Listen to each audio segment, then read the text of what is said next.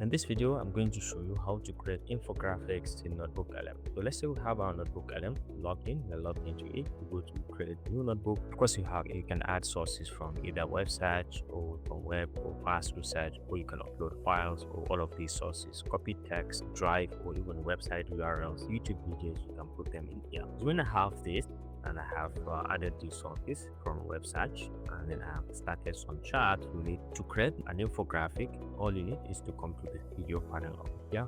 You can be able to see the different things that you can do, and then once you are on infographic over here, you can click on this arrow and you can define the type of infographic that you want. For example, the style, the language, the orientation, landscape, portrait, square, however you want it. I want it to be landscape, and then you can define the style in here. There are many styles that you can choose from if you're interested. Okay, so let's go with the default auto select, and then level of detail. I'll keep it as standard, or you can keep it at concise. Now here you can define the infographic you want to create. So let's say most used.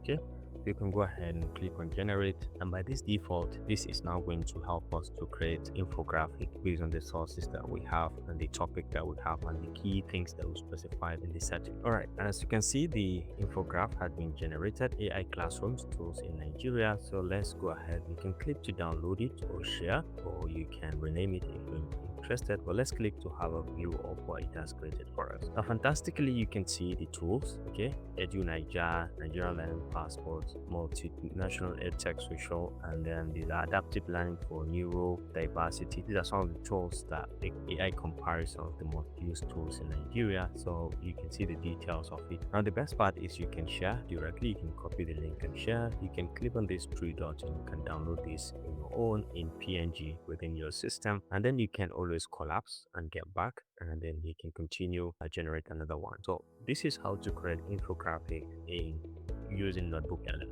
If you found this helpful, please leave a like.